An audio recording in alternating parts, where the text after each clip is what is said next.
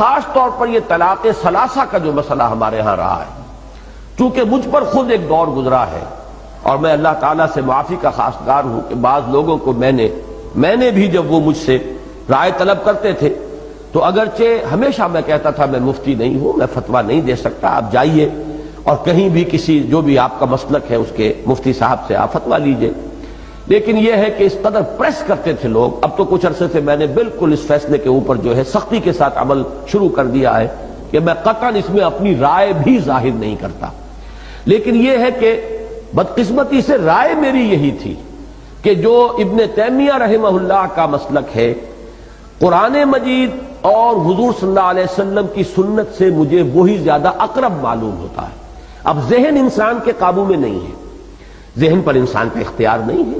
جیسے دل پر اختیار نہیں کہ دل کا اپنا ایک رجحان ہے، ایک میلان ہے، آپ کا اختیار نہیں ہے، بلکہ یہ کہ میلان اگر کسی غلط رخ پر ہے اور آپ اپنے یعنی پوری قوت ارادی کو بروئے کار لا کر اسے روک رہے ہیں تو یہ آپ کا مجاہدہ ہے، باطنی مجاہدہ، جس پر کہ اللہ تعالیٰ آپ کو بہت بڑا اجر و ثواب عطا فرمائے گا۔ اسی طرح ذہن جو ہے وہ بھی انسان کے اختیار میں نہیں۔ ذہن میرا یہی رہا، مجھے جب یہ معلوم ہوا کہ چاروں ائمہ ہمارے یعنی چاروں فقہی مسلک جو ہیں، احناف بھی اور حنابلہ بھی اور شوافع بھی اور مالکیہ بھی، سب کا متفق علیہ مسلک یہی ہے کہ جب 3 طلاقیں ہو جائیں چاہے وہ ایک ہی بار دی گئی ہو تو وہ طلاق مغلظ ہے،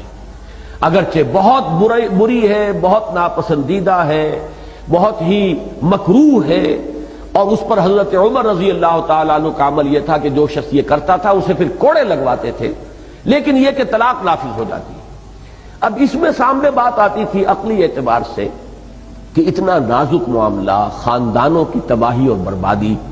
ایک انسان شدید غصے کے عالم کے اندر کو کہہ بیٹھا ہے، تو کیا یہ چیز ایسی ہے کہ جس پر اس قدر سخت موقف اختیار کیا جائے؟ اب چونکہ معلوم ہوا ابن تیمیہ کا بہت اونچا مقام ہے میری نگاہ میں، بہت بلند مقام ہے، وہ خاص طور پر قرآن مجید کی حکمت کے بہت بڑے عالم ہیں، پھر سنت و سیرت کا ان کا مطالعہ بڑا گہرا ہے، اس معاملے میں ان کی رائے ایک شاذ تھی۔ میرا گمان یہ تھا کہ کسی نہ کسی اور کی بھی ہوگی، ان تمام جو مکاتب اربعہ ہیں ہمارے فقہ کے ان میں سے کسی کی اور رائے بھی ہو، تبھی تو اہل حدیث حضرات کی یہ رائے ہے، لیکن بعد میں مجھے معلوم ہوا کہ نہیں، یہ اہل حدیث حضرات یہ سند لیتے ہیں صرف امام ابن تیمیہ رحمہ اللہ کی رائے سے، باقی چاروں جو ہمارے مکاتب فقہ اہل سنت کے وہ متفق ہیں اس پر کہ 3 طلاقیں جو ہیں وہ اگر بیک وقت دی جائیں تو وہ 3 ہی شمار ہوں گی اور وہ طلاق مغلظ ہو جائے گی کہ اب ان دونوں کے درمیان نہ رجوع کا کوئی امکان، نہ عدت میں رجوع، نہ عدت کے ختم ہونے کے بعد نکاح ثانی، جب تک کہ اس عورت کا نکاح کسی اور مرد سے نہ ہو، اور پھر وہ مرد بھی اپنی آزاد مرضی سے جب چاہے کبھی اگر طلاق دے دے تو پھر واپس رجوع کر سکیں گے، یہ سابقہ شوہر کے ساتھ اس عورت کا نکاح ہو سکے گا۔ اب اس پر لوگ روتے ہیں، چلاتے ہیں، وہ طرح طرح سے ادھر جا ادھر جا، اور اندیشہ یہ ہو جاتا تھا کہیں، چونکہ شیعہ مکتب فکر بھی یہی ہے، اور میرے علم میں بہت سے لوگ اسی بات پر شیعہ ہو گئے، بہت سے جو حنفی ہیں وہ پھر جا کر بہرحال یہ تو ہلکا معاملہ، اس لیے کہ اہل حدیث وہ تو اہل سنت ہی میں ان کا شمار ہے، وہ کوئی اہل تشیع میں سے تو نہیں ہے۔ کچھ لوگ جنہیں یہ معلوم نہیں ہوتا کہ وہ اہل سنت میں سے بھی ایک گروہ ہے کہ جو اس کے حق میں فتویٰ دے دیتا ہے، اگر ان کے علم میں ہے کہ ہمارا مسئلہ حل ہوتا ہے صرف اہل تشیع کے ہاں تو شیعہ ہو گئے۔ کچھ لوگوں نے یہ ہے کہ فتوے لے لیے جا کر جو اہل حدیث علماء اور مفتی حضرات ہیں ان سے۔ تو میرا معاملہ کچھ عرصے تک یہ رہا کہ چونکہ میرا ذہن یہ تھا، لہذا میں کہتا رہا بھائی میری ذاتی رائے تو یہ ہے واقعتاً کہ 3 طلاقیں جو ہیں ایک وقت میں دی جائیں تو وہ ایک ہی طلاق شمار ہوگی، لیکن یہ کہ میں اب اس کے بعد جب میں نے طے کیا اور میرے علم میں یہ بات آ گئی کہ یہ تو چاروں مکاتب فقہ کا متفقہ فیصلہ ہے،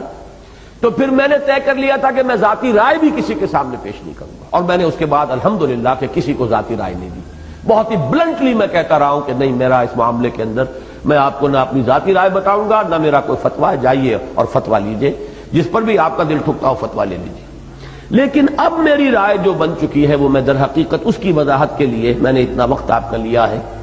وہ یہ ہے کہ پورا انشراح ہے مجھے اس پر کہ یہی حق ہے،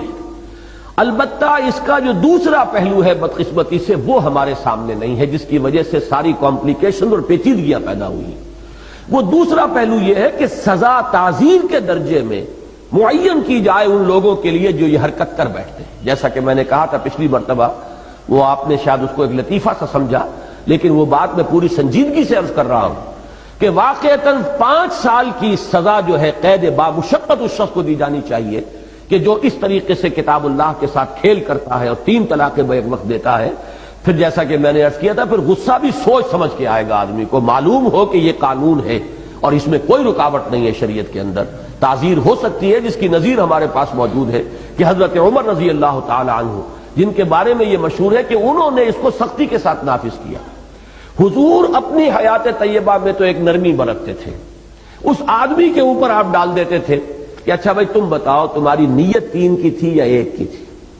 اگر وہ کہتا تھا کہ جی نیت بھی 3 ہی کی تھی تو فرماتے تھے کہ اب معاملہ تمہارے ہاتھ سے نکل گیا،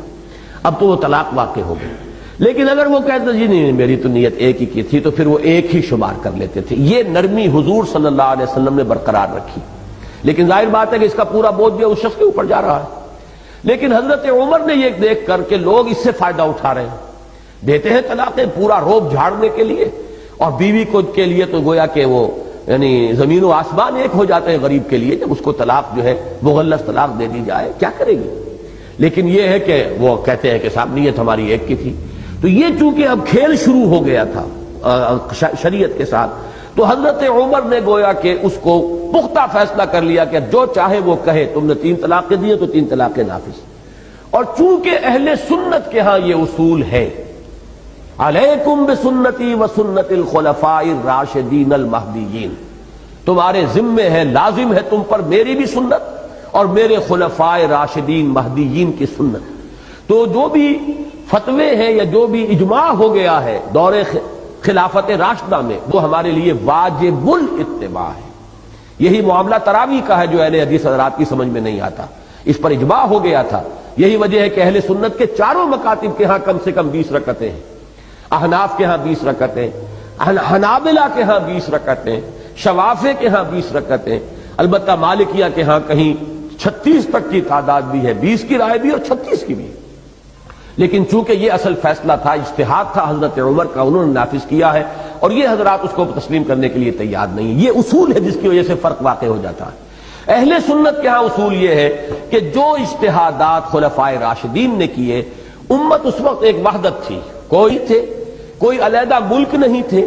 پوری امت مسلمہ ایک وحدت تھی۔ اس کو جب قبول کر لیا گیا تو وہ اجماع ہے، اور وہ اجماع اب لازم ہے کہ اس کی پابندی کی جائے۔ اسی کے ضمن میں یہ معاملہ بھی آتا ہے کہ جو طلاق ثلاثہ کا ہے۔ لیکن جیسا کہ میں نے عرض کیا، یہ جس قدر تحدید اور تنبیہ آ رہی ہے، اس کو سامنے رکھتے ہوئے چونکہ چاروں مکاتب فقہ کا یہ اجماعی فیصلہ ہے، اسی کو اور اسی پر مجھے انشراح ہے کہ اب اس کو نافذ ہونا چاہیے۔ البتہ جو خرابیاں پیدا ہو رہی ہیں ان کا سد باب اس طور سے ہو سکتا ہے کہ اس کے ساتھ تعزیر ہو، جو 3 طلاقیں بیک وقت دیں انہیں کوئی سخت سزا دی جائے، تاکہ پھر لوگ جو ہے وہ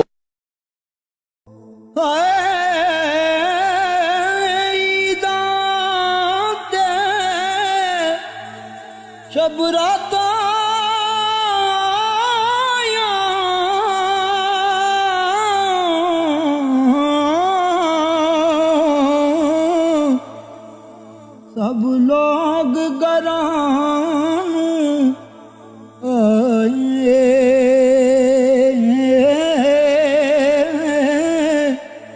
او نہیں آئے او پرت محمد جو آپ ہتھیں دفنا